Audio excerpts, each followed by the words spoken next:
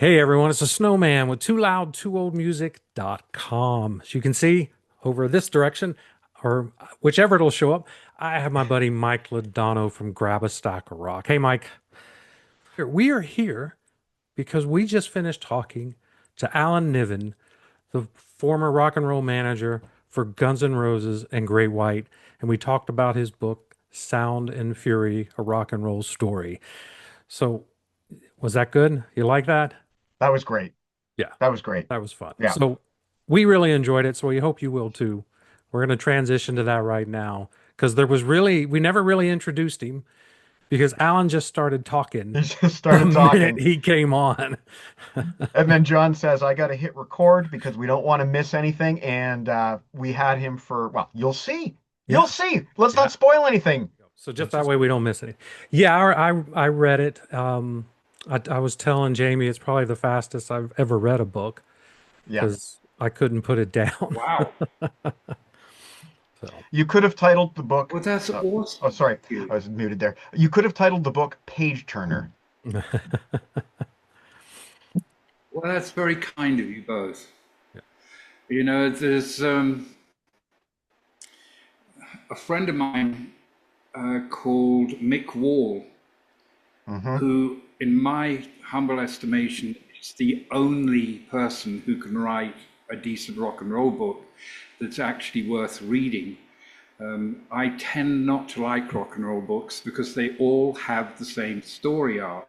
Yeah. The deprived childhood, the indivisible young guns, then we get success, girlfriends, mothers, wives, and power grabs, dissolution, and then finally blame and recrimination. And you just go, oh my God, yawn. It's the same story arc, only the names change. But Mick Wall sent me an email saying, welcome to the author club. And my response was, I'm not an author, I'm just an enthusiastic amateur for the moment, and you're an author. And he said, you don't get off that easy, welcome to the club, and it's a curse. At which point I had to think for a moment and I went, got it. It's a curse because you're obliged to do your very best to be accurate and truthful. And most people don't want to hear it. That's true.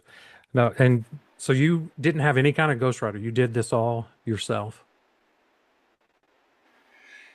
Yes, I actually had a little bit of an education when I was a nipper and have a reasonable use of the English language, which I've always put to my great advantage here in America.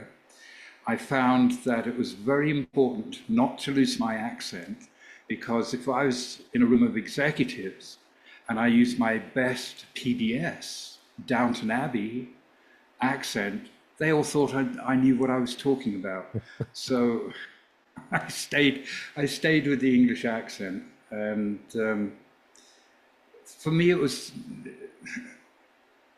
I couldn't possibly work with another author. I'm far too of my own opinion. And it was definitely a case of either you can do this or you can't. And I had a go at doing a traditional manuscript years ago.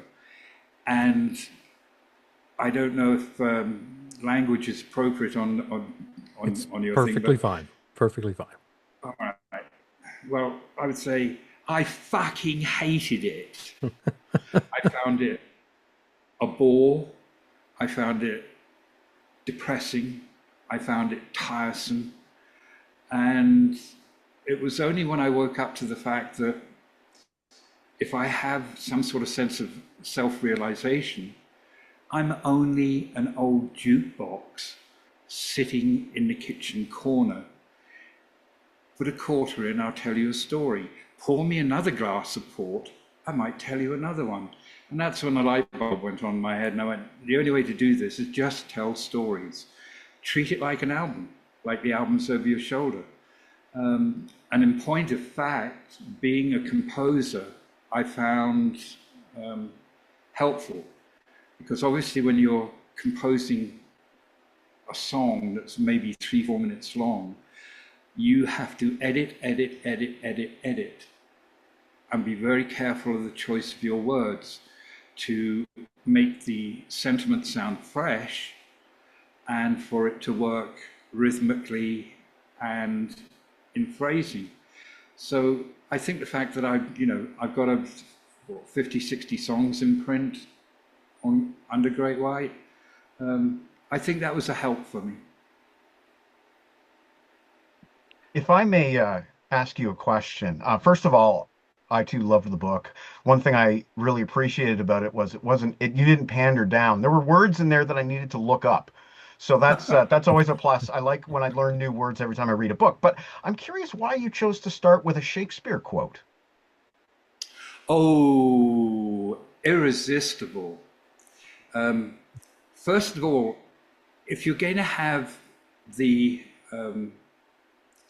arrogance even to sit and think, I'm going to write stories and people are going to want to read them, then if you have had a little bit of an education, you think to yourself, I need to be in touch with Will Shakespeare, because nobody nailed human psychology better, faster, and more consistently.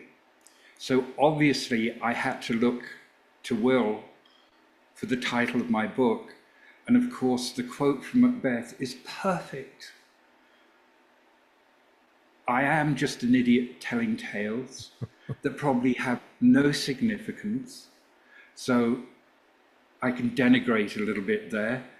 And secondly, we were all crazies, misfits, strutting our way across stages in bubbles of self-importance and ego and being entirely ridiculous.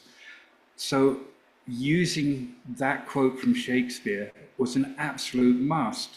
But of course, I did have to let everybody off the hook as well by pointing out that rock and roll is God's occupation for the unemployable. So, what I did like about the book was it's not chronological. So you jump from one story to a next, kind of like an album track, like you were saying. How did you determine the flow of it? Because it flows beautifully. And I it's would always say it fun to flows like figure out. a Yeah. I was going to say, I would say it flows like a greatest hits. You start with like the first single, which is a gun story, and off we go. Yeah. Guys, you're dead on. I'm so obvious. Over your shoulder is where I took that perception. Treat it like it's a record. Make sure when the needle drops in at A, that it stays there till Z, and treat it like an album.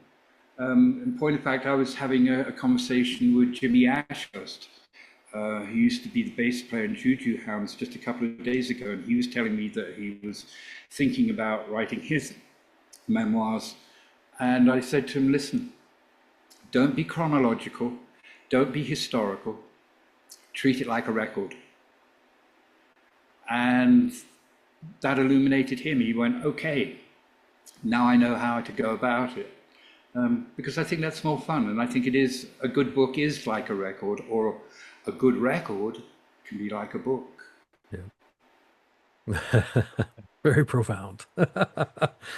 So, one thing, when I've read a lot of books when it comes to the rock and roll books, and you're right about it is the same story. And usually you get like 10, 20 chapters of childhood stuff that is not what we really go to read.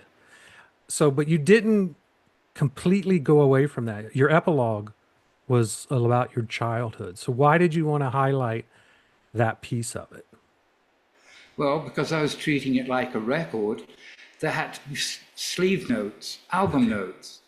So the epilogue, if you notice, it says album notes. Yeah, it So does. that's as if you're sitting there and you're listening to the record, and yeah, there are album notes at the end of the record. Yeah, it was just, I think, I'm glad you touched a little bit on your childhood because it does give us as a reader a little insight as to what developed you to be who you are. But I'm glad you didn't go on for 20 chapters either. Right. Like Alan was saying earlier, you've read all the books before and they all have that section and that section, and it takes you like 3 sections to get to the good stuff. But this one just starts with the good stuff and then it ramps up. It just ramps up. Well, thank you. I'm glad that it had that impact on you because I was trying for that. It took me a while. I will tell you that I did not start with a list of stories. Okay. I just sat at the computer and go, okay, which one will I tell first? And then just let it flow from there. And in terms of the content of the book, I had a terrifying email from the publisher saying that I had to produce a minimum of 60,000 words. At which point I went into a panic and thought, my God, I'm never even going to finish this thing. 60,000 goddamn words? You've got to be kidding me. I finally figured out how to get a word count on a manuscript, because as good as I am with the guitar, I am not that good with the computer. And to my delight, when I figured out how to get a word count, I was over 60,000 words. So at that point, I went, I'm done. That'll do. This is A side, B side. We've got 40 minutes. We're done. Now, does that mean there could be a follow-up to the book? You could have or were you afraid of a Bon sophomore slump? Bonus tracks, Or perhaps. bonus tracks, yeah. The bonus tracks. I haven't even gone that far. I mean, this has taken quite a bit of time to get done. And once I delivered the manuscript, that was a year ago. Oh, wow. And the amazing thing to me was, and I bristled a little bit when the publisher said, well, we're now going to give it to the editors. And I went, well, I hope they like longevity, because, you know, this is something that I've spent a lot of time on, and I'm not particularly interested in people changing my language or my stories. And bless their hearts, their editorial was basically punctuation, over which I bitched and complained about as well. You know, the reason why I use the punctuation I use and why I use it in that way. But even so, without it being a long editorial process, it's taken me to get the book ready to ship to people who want to buy it. So it's been a long time, and I'm definitely haven't been thinking, oh, well, after this one, we're definitely going to do number 2. Let's see how this one does. Let's see if anybody enjoys it. Let's see if we get, you know, people buy it. And if they do, maybe I'll get pressured into doing another one. Maybe I won't. Well, since we never really said the name of the book, it's Sound and Fury, Rock and Roll Stories, and it comes out on, I think, June 24th, if I'm not mistaken. Right. That's absolutely right, June 24th. Yeah, go pre-order it. I already have, so I'm looking forward to it. All right. What also is great about the book, it's kind of gives, I don't know if it's a blueprint on all the things you need to do as a manager and anything and everything that can go wrong, which I found fascinating. Now, being a manager of the bands you were with Guns N' Roses and Great White and the large personalities that they have, does a manager have to have this personality as big as the members of the band? I think the manager has to have a degree of experience and a degree of intelligence. Those two constitute aspects of personality. Then, yes, you can't be intimidated by those you deal with. Yes, you can. I'm entirely intimidated by the way that Slash plays guitar. Would I pick up a guitar if he's in the room? Not a chance in hell. Chris Buck, brilliant, articulate, eloquent. Would I pick up a guitar if he's in the room? Absolutely not. Would I suggest he might try do something else as a producer? I might. But you have to have a certain sense of self. You have to have a certain sense of the medium. You have to have a certain sense of purpose. What is it all for? Why are we doing this? Are we doing this just to try and get girls and look good and a big bank account at City National Bank? Or is there a little more to self-expression? Is there the idea that perhaps at its best, rock and roll suspends alienation and brings people together, and here's the important point, by their own consent? We live in a coercive world. Everywhere you look, there's societal coercion, taxes, laws, peer pressure, church pressure, family pressure, community pressure. But when you sit down with the guitar and you play me a song in which I recognize the spirit and the emotion of it, then that's a willing bridge of humanity between us. And in that respect, I always thought rock and roll had a point and a purpose. You know, one thing that was obvious to me when I read the book was you believed in Appetite, like very strongly. I would say more strongly than the average manager believes in a record. And you pushed to keep that record alive. You know, we got to get this band on tour. We got to make music videos.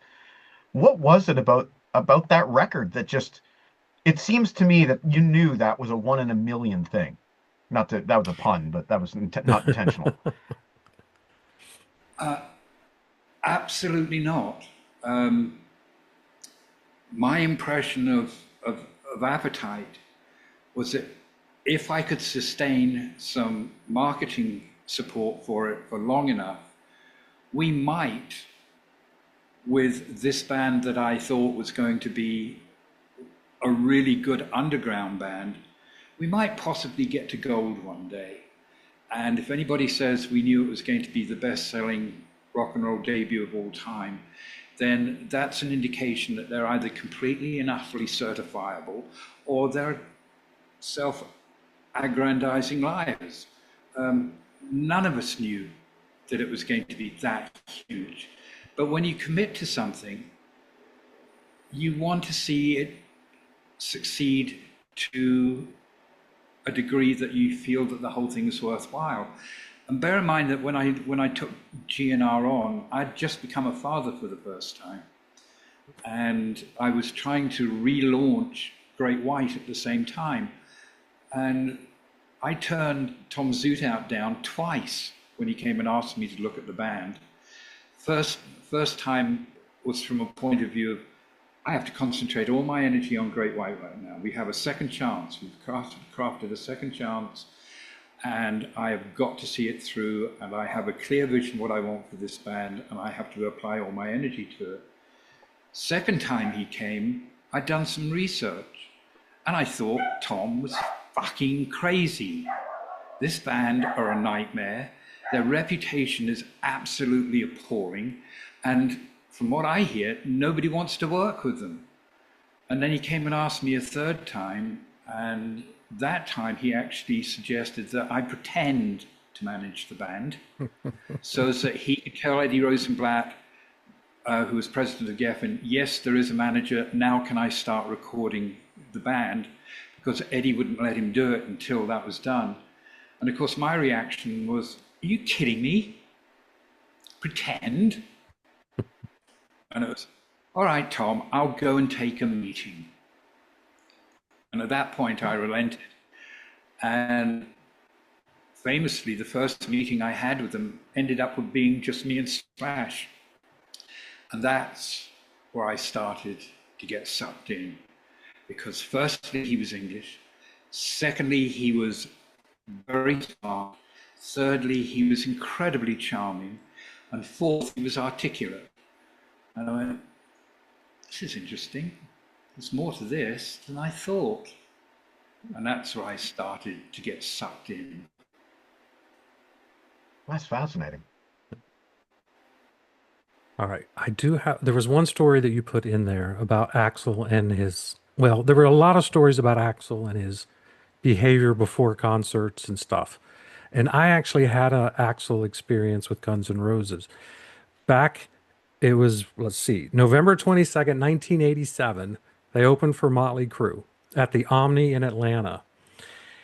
And Axl jumps off stage about 3 or 4 songs in, gets in a fight, gets arrested, and he's done. He doesn't come back on. I think one of the roadies came out and did some songs and stuff. As a manager, how do you deal with that? You go through your simple checklist. Is he arrested? No. Okay, get him on the bus. Okay, get the bus started and get to the next venue before they do come and arrest him. There are simple checklists to go through these problems. And don't forget that, I come from England, and we have certain rock and roll and musical traditions there. And I was in and out of England during the punk phase. I'll never forget seeing the Sex Pistols on tea time British television, berating an interviewer as being dirty fucker,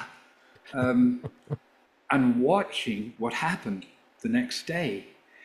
Suddenly, they were on the front page of every tabloid paper in the nation, which made them bad and nationwide overnight. Everybody suddenly knew who the Sex Pistols were, which probably saved them about 5 years of touring.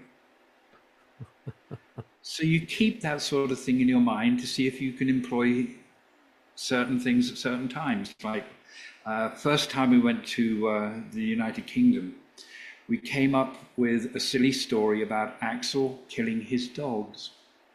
Now, why did we do that? We knew that the drunken journalists down on Fleet Street would latch onto it because the British loved their dogs more than they loved their children. So there was outrage. Poodle killers invade United Kingdom. So we got a little bit of trash newspaper revelation right there at the beginning of landing in the UK for the first time. Rock and roll is not, or should not be, but is sometimes, is something that should be spontaneous, of the moment, and not contrived. Although I just mentioned a contrivance, which is, just playing with the idiom a little bit. But if you're going to spend your time involved in rock and roll, and I don't say working, there's nothing more pretentious than an actor sitting there talking about the work. If you're in rock and roll, you're playing, you're trying to avoid working. You do not want to, you don't want to be an accountant, you don't want to go to law school, you have a different way of life. And if you're truly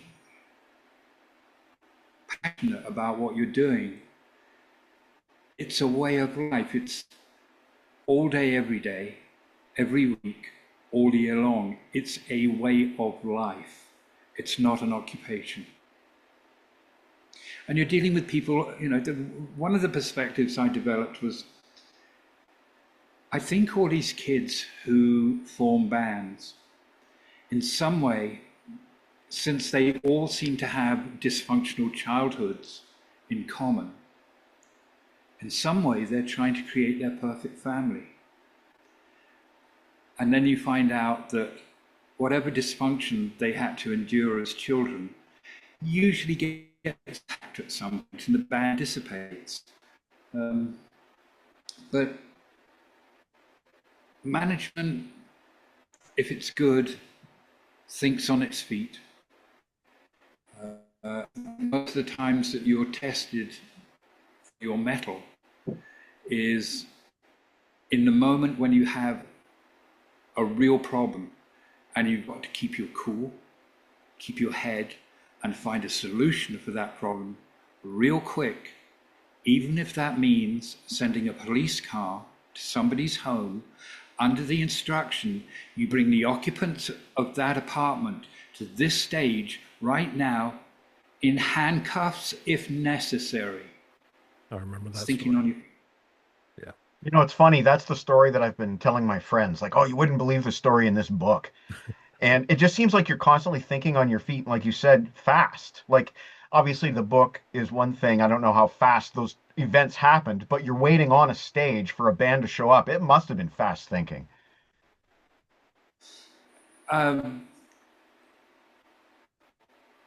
being cool in keeping your head when others around you are losing theirs.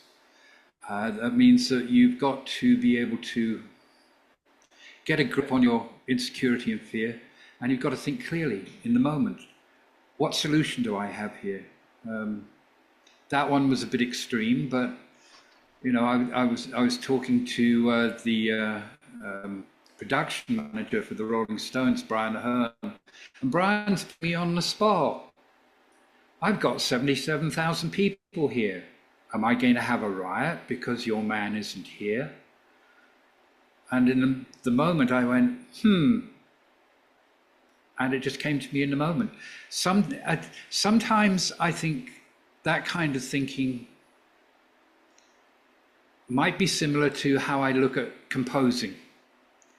Because much of the time when composing, I sometimes wonder if it's me or if my brain, if my spine is some kind of antenna that maybe connects to something like the Akashic records, that if I get a control of the static in my brain, higher power will go, zip, here's the song, or zip, here's your solution. It's an interesting thought. I always wondered about what Keith Richards used to say about one or two of his riffs, like Satisfaction, that he didn't even know that he'd got up in the night and put it on a little recording cassette recorder until the morning. Where did it come from? You know, and then in the book I go into a little bit about some thoughts about alpha waves and beta waves.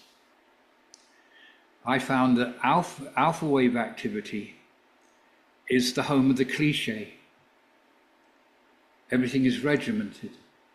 And I found I wrote best when I was really tired, which was when the alpha wave activity is lessened, and beta wave creativity is far more interesting.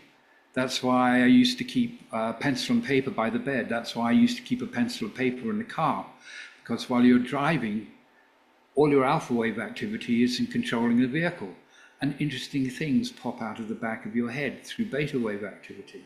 And that's when you get the best content. And you're always desperate for new content, because how many songs exist, guys? Yeah. 6. Actually 7.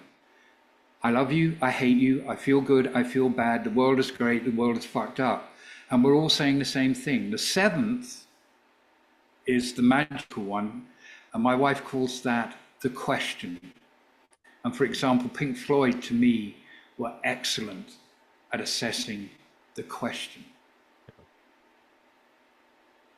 But if you've only got 6 or 7 songs, if you want something fresh, then avoid alpha wave activity, because that's just cliche. That's John Bon Jovi. Yep. I can relate to what he's saying. That's really cool. Yep.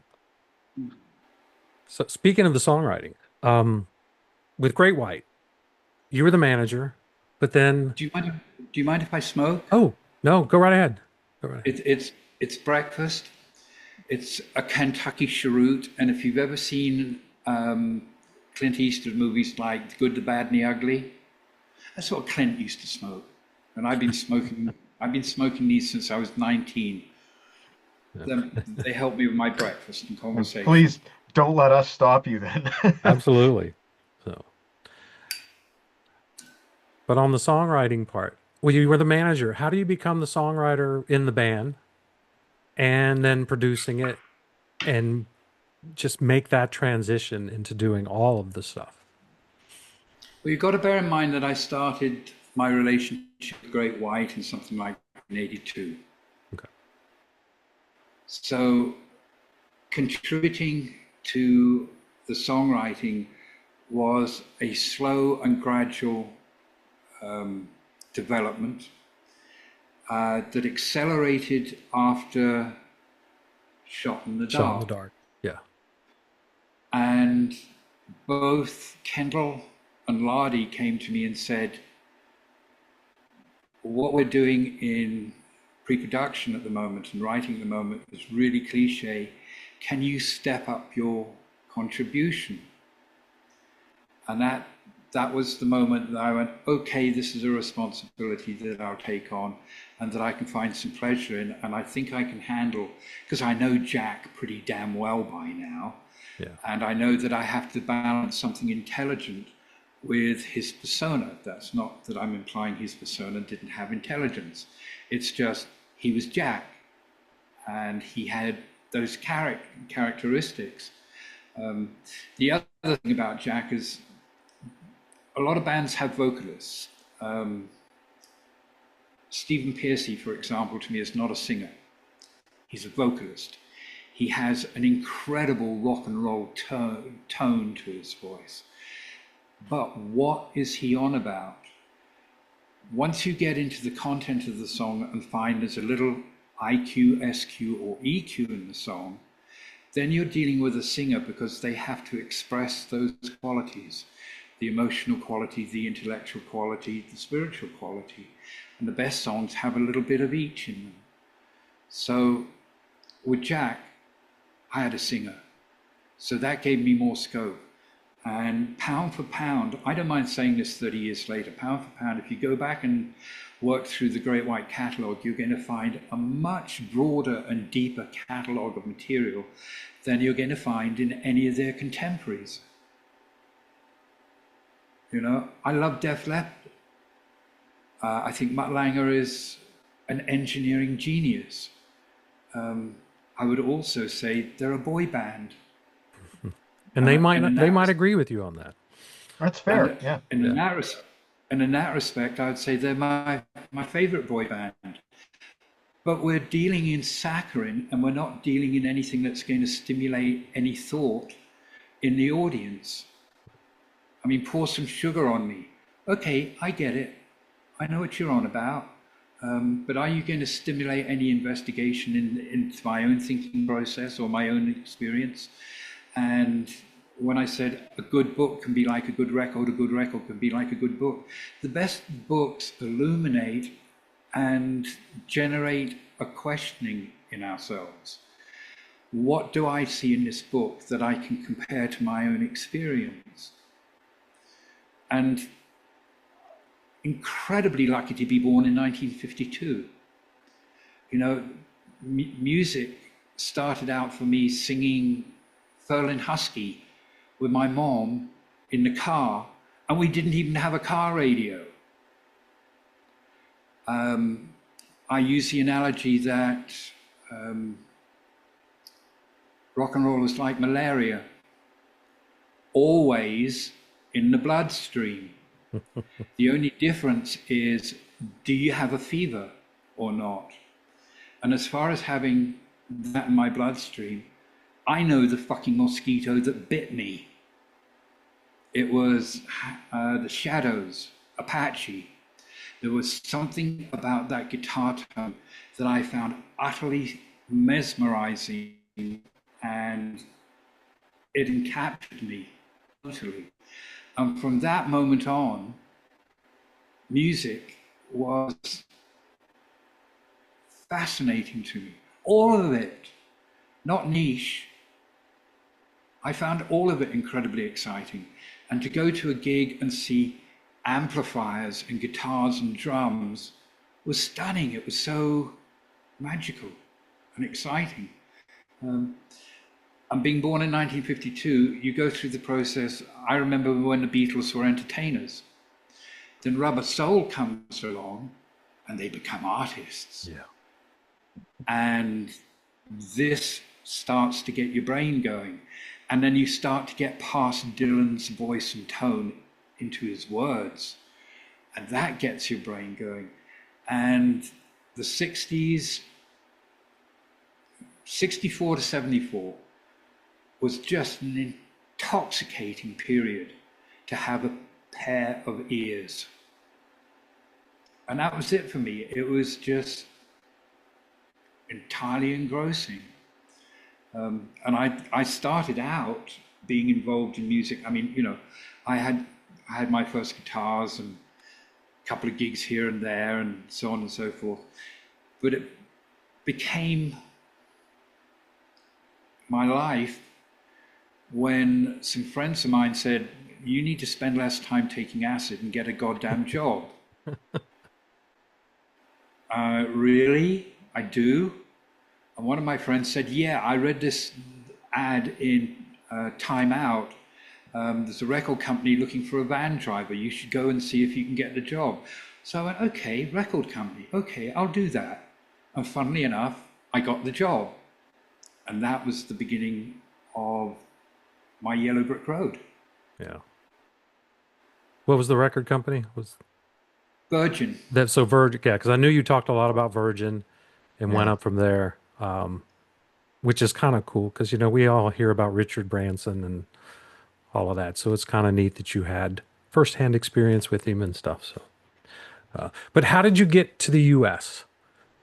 Because I know they sent you, Virgin sent you down to Miami, I believe it was.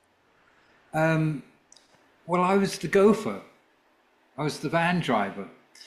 And there weren't that many of us working at Virgin at the time. And promotion came from within. And very quickly I learned the power of the word yes. In other words, my boss would call me into his office and say, can you do so and so and so and so and so and so? And I'd go, yes. Mm-hmm. And he'd go, well, go and handle it. I'd walk out of his office and have a meltdown. How the hell am I going to do this? But I figured it out.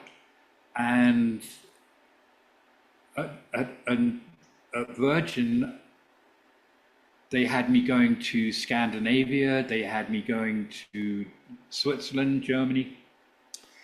And I went into my boss's office for my year-end appraisal. And he sat me down and he said, you're going to America next year.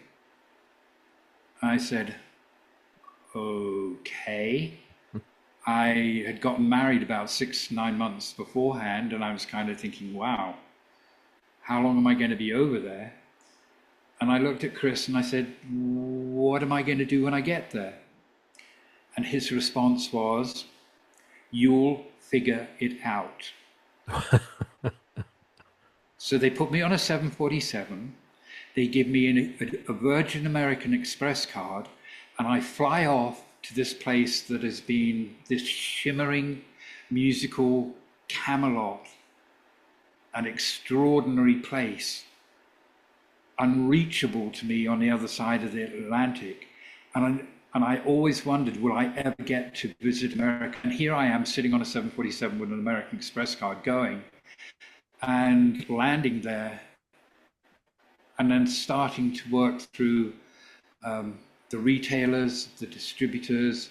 Occasionally I'd go to a radio station, and I spent 6 months on my own, on the road, traveling America, figuring out the record business here. Wow. Once I'd done that, they put me in an office in Miami so I could operate out of Miami. And then I parted ways with Virgin, which was very traumatic and distressing. It came down to an endless clashing of heads, that they were in London and they had their English parochial viewpoint of how they were going to sell records in America. And I was in America dealing with America and how they sell records. And I was trying to get them in England to understand there are certain things we need to try and do to get a greater penetration for our artists. The biggest thing was especially at that time, American retailers used to like to get their records for free and then maybe pay for them once they were sold. And in England, we sold them the records from the moment they left the UK. But I was trying to find a little bit in the middle where they could return some records. And so anyway, we parted ways. And going back to London was too difficult for me emotionally at that point. Because I loved my job, I loved living in London, and go back to London unemployed was just heartbreaking. So I went and lived in Sweden for 2 years. And while I was living there, a guy called Steve Boudreau, who had a little company called Green World, flew all the way to Gothenburg and said, "We want you to come and work for us." And I was not sure about that, because I was unsure about whether I should go on making my passion the way I earned my living. That maybe it was better and healthier for my passion just to be my passion and to have an alternative way of earning a living. But I was stuck, because once he flew away, I knew that if I didn't go, I'd spend the rest of my life going, I wonder what would have happened if I'd gone to California. It was too big an ask. I couldn't get out of it. I had to get on a plane, go to California and find out what happens. And what happened was a little bit of Sound and Fury. Yeah. All right. So, Mike, did you have another question?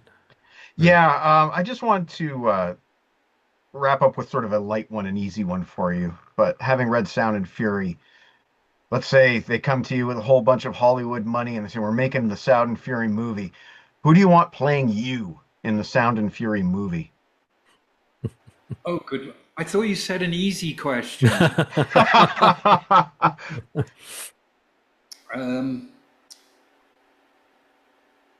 Who is the guy in Gladiator? Russell Crowe? Russell Crowe. Russell Crowe. Perfect. All right. Russell Crowe and I are born on the same day. So, the old, falling apart, dilapidated me would be Russell Crowe. A young me, I don't know. They can digitally de-age him. There you go. Well, thank you. Thanks for answering the silly question. Oh, I'm glad I could drag something out of my old head. All right, because I know we're getting short on time. So, what do you want? What are you hoping people get out of the book? We've got time, guys. Don't. If Okay. you've got questions, I'm here to answer them. Yeah, I Okay. got like pages, so I don't want to go too far. So, As far as what do people want to get out of the book, as a composer and a producer, I had to learn very quickly that the moment the record was mastered, it was no longer my possession. It belonged to whoever bought it, because they're going to respond to the song through the prism of their own understanding and their own experiences, which may be completely removed from what inspired you to write the song in the first place.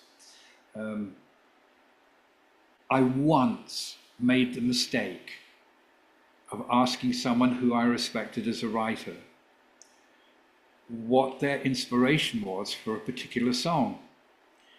And this is Doc Neeson of the Australian Angels.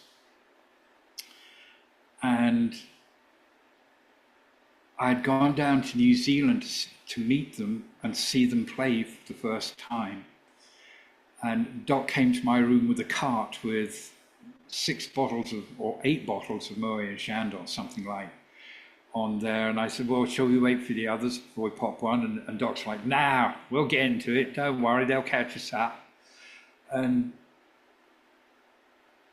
I was jet lagged. The gig had been interesting. And I started to drink a little bit of wine. So maybe my reserve wasn't where it should have been. And I asked him about this song called Underground. And he went all Greek mythology on me. That he wanted to rescue a great love from Hades. And I was having none of it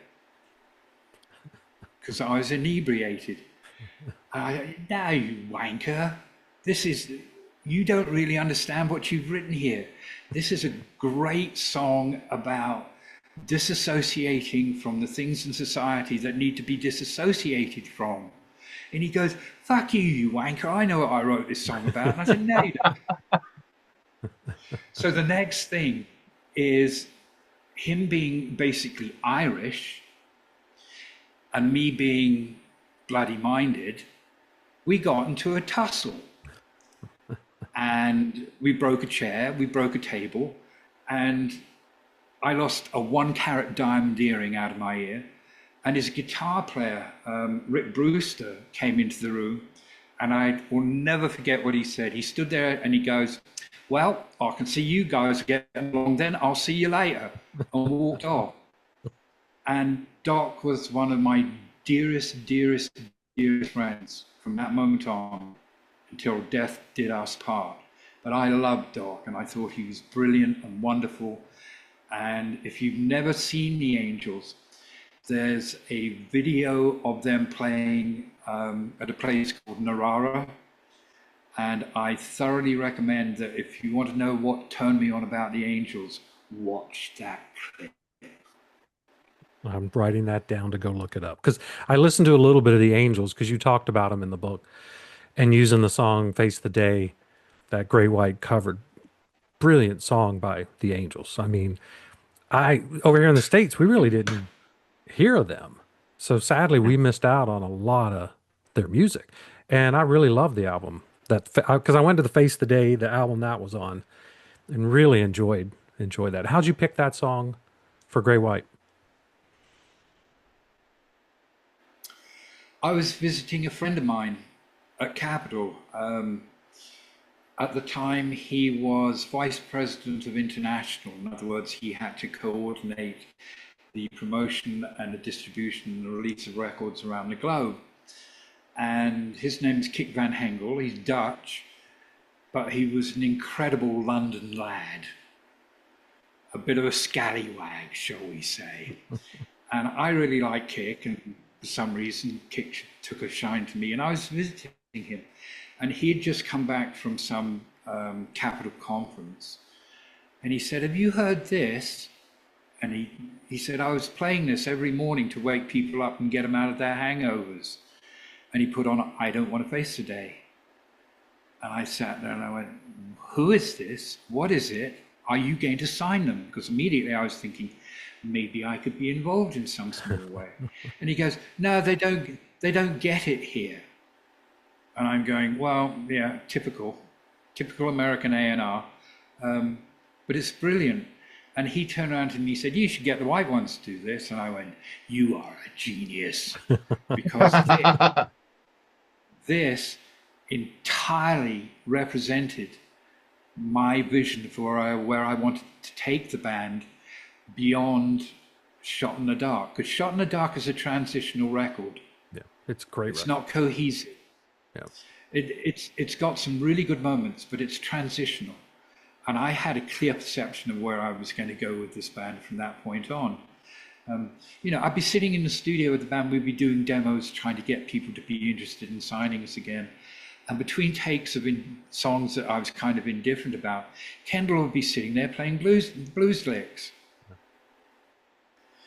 And yeah, I'm slow, I'm dumb, I'm stupid, and I had to remind myself that the moment that I decided that I'd investigate working with this band was when they played I Don't Need No Doctor as an encore at the Troubadour one night, and Kendall fucking elevated the roof a good 3 inches off the walls. And I had to remind myself, that's where you're going. You're going back to London, and this band from Anaheim is actually a London blues rock band, and this is what you're going to do with them. So to hear Face the Day couldn't be more perfect. That's it. We've got to do this track. And of course, the other thing about covers is, some people say, oh, pick a hit and make it your own. No, you don't do that. The art of recording a cover is to find a great song that nobody knows and then making it yours. Did it again with Once Bitten, Twice Shy. Nobody knew the Ian Hunter version, and the Ian Hunter version is dreadful. I like the It really is. But if you can get past the really bizarre arrangement of his recorded version, there's a great song there. Wow. Yep. Okay, this is easy. We just play it better, play it right, and we've got something good.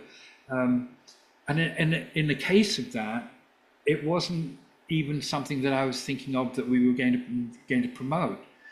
Once Bitten, Twice Shy had a very simple reason for existing on Twice Shy.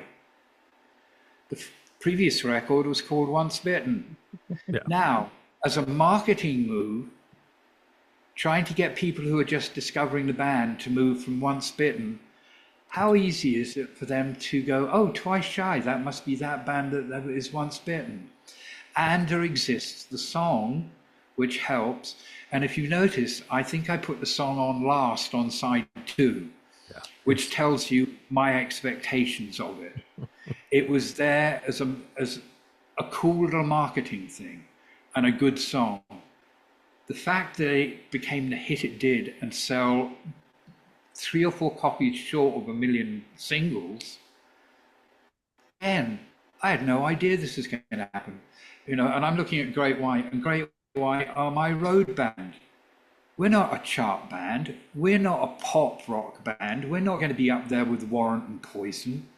And yet there we are. Suddenly we're at the top of the charts with Warrant and Poison. And my biggest concern is that we're going to get lumped into casual perspective of they're all the same kind of band. So obviously I wanted to do a video for House of Broken Love. Excellent contemporary blues. We are not Poisonous Warrant. No. Yeah, I was going to ask you about Once Bitten and Twice Shy and the 2 albums. So you answered that, if that was planned or not. So it doesn't sound like it was originally. So No, yeah. No, it was planned. It was planned. Well, you didn't start off Once we Bitten expecting Twice Shy. Yeah. I did. Oh. Really? Once we decided we were calling the album Once Bitten, then we were going to call the next one Twice Shy. Okay. And I first heard Once Bitten, Twice Shy in 1984. Predates both those albums by several years. When we were on tour with Judas Priest, and our sound engineer used to do Ian Hunter's sound. And he was the one who introduced me to the song. Okay. He said, you should hear this song.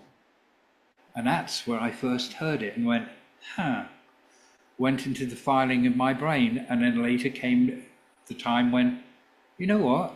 I've got something in my mind that might work. Awesome. But that's where I heard Once Bitten, Twice Shy first. Well, that's great. Well, Alan, I want to thank you so much for spending that last hour with us. We really appreciate that. Everyone, definitely go check out the book, Sound and Fury, Rock and Roll Stories, June 24th. You can order it on Amazon, I know for sure, because that's where I think I ordered mine. So thank you again. Good luck with this book. It's phenomenal. And hopefully we'll get more, you'll get success out of that, and someone will pound you for some more stories. Well, as long as people get some fun out of it and enjoy it. I tried to be consistent in writing it for the curious rather than the fan. Because I think that's another mistake that rock and roll books make, is they write for the fan. And in my mind, if there's somebody at the airport browsing through books and they look at it and go, this might get me to Omaha, that's where I would like it to connect. I would like the curious to enjoy it. I think they will. I think they will. Well, thank you very much. And gentlemen, again, thank you for taking time out on a holiday to invite me onto your site. Very gracious. Thank you very much. Well, Oh, thank you well, again. thank you, sir. Thank you. Really It was appreciate it. it was a pleasure. So thank you. My Have a great. pleasure. My pleasure. All right. You have a good Bye. day. Take care.